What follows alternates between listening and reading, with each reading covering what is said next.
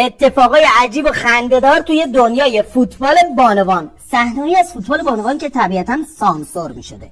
اتفاقای عجیب، خنده‌دار، شرم‌آور، یه وقتایی هم دعوایی که فقط توی فوتبال بانوان می‌بینیم.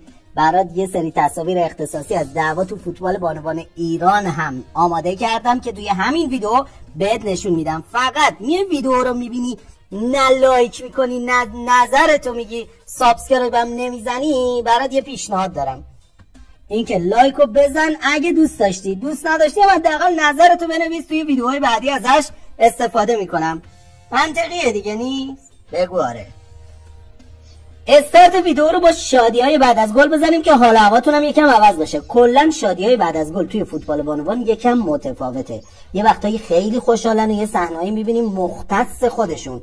البته همین صحنه‌ها رو توی فوتبال آقایون ببینیم نهایتاً یه کارت زرد میدن و تمام. ولی توی فوتبال بانوان قضیه یه جور دیگه میشه.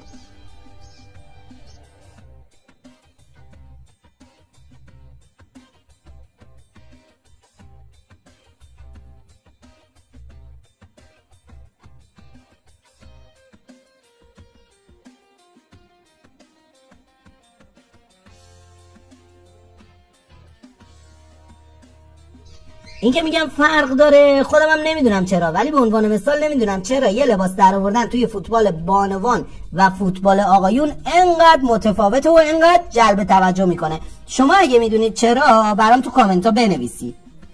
خب حالا با هم بریم یه جیمی جامپ رو ببینیم و بدونیم جیمی جامپ ها توی فوتبال بانوان سرنوشتشون چجوریه. اینجا این آقا میاد یکی دو تا عکس باهاشون بگیره که متوجه میشه بعد موقع اومده، احتمالاً بعد میرفت یه 5 روز دیگه میومد. فعلا فوتبالیست مورد نظر اصلا اعصاب نداره. من موندم اصلا چرا بلند میشی میری توی زمین فوتبال بانوان؟ تو هم مثل این تماشاگرای عزیز بشین و بازی رو ببین. دردسر درست میکنی هم برای خودت هم برای بازیکن. منم مجبور میشم اینجا بیام یه چیزی بگم یه دفعه ضایع میشیم. بشین داداش من بازی تو نگاه کن. این تماشاگرای عزیزم یه ویژگی دارن که میشینن فوتبال رو نگاه میکنن، خیلی هم اینا رو نگاه میکنن. خب اینجا هم یکی دیگه از مهارت‌های بانوان رو توی فوتبال بهت نشون بدم که مدافع از یه قدمی دروازه توپو خیلی ماهرانه دفع میکنه که توپ وارد دروازه نشه. دوباره ببینید چی شد؟ فوروارد تیم حریف بود، توپو یه قدمی به جای اینکه بزنه توی دروازه زد بیرون. خداییش گل نزدنش خیلی سخت بود. نزن بالا، چیکار کنیم دیگه، فوتبال بانوانه.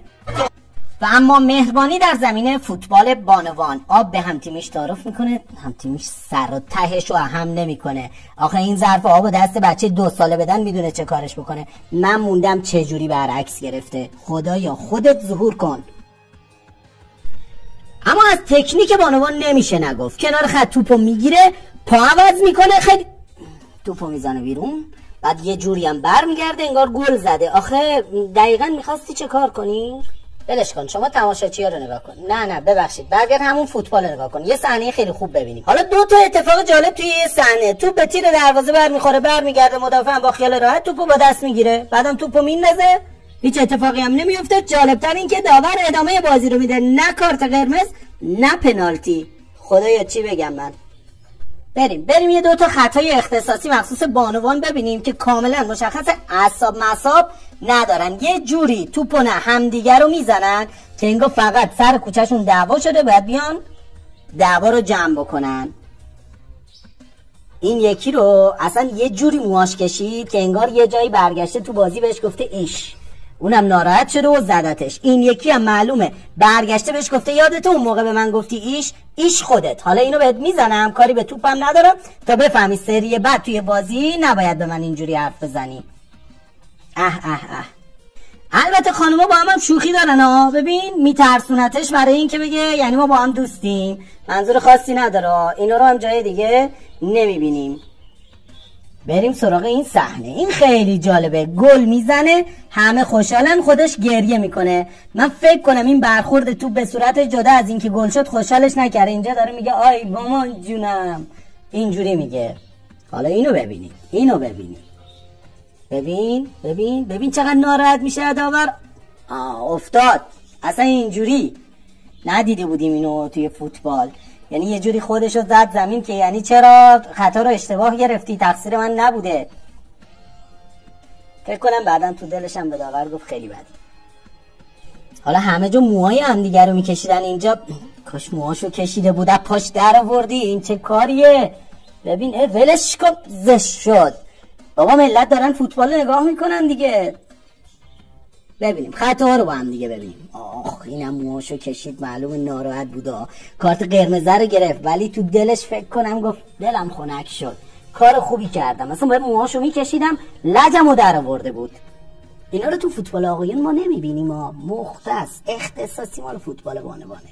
جدا از شوخی، اینجا اوج احترام به بازیکن تیم حریف بود و اعتقاداتش. حجابش اینجا توی بازی به مشکل میخوره و از روی موهاش کنار میره. بازیکنای تیم حریف احترام میذارن به اعتقادش و دورش جمع میشن که بتونه پوشش سرش رو درست بکنه. دمتون خداییش گرم، حرکتتون خیلی خوب بود.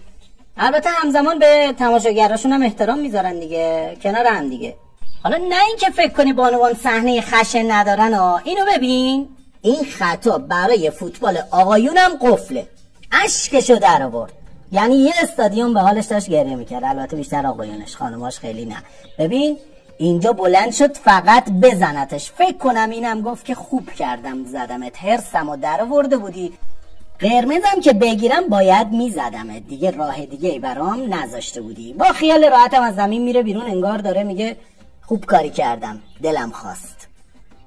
خب یه قانونم بهتون بگم، خانوما سر چیزی که مال اونان، حالا یا توپه یا دوست پسرشونه یا هر چیز دیگه، اصلا شوخی با کسی ندارن. اینجا توپ مال اون بود، ازش برداشته، باید دعوا میشد، همدیگه رو مجبور بودن بزنن، اصلا این یه اصله.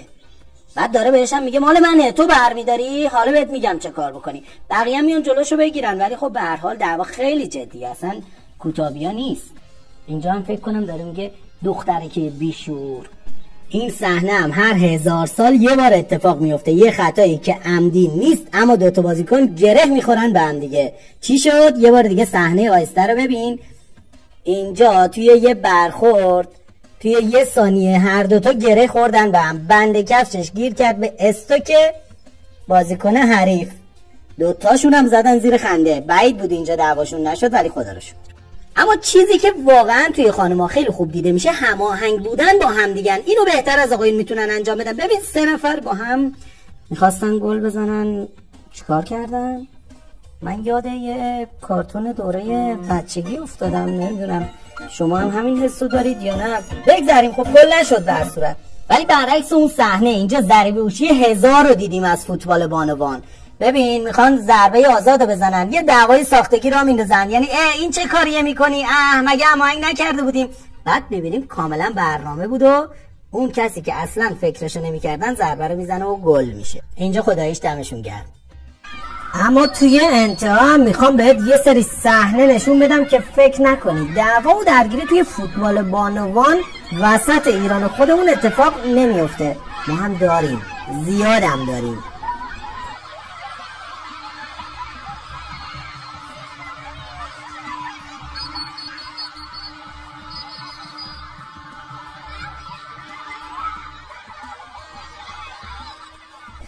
قبل از دیدن عکس‌ها و ویدیوهای دعوای فوتبال ایران بذار یه شادی توی رختکن بهت نشون بدم که بدونی توی رختکن فوتبال بانوان چه خبره.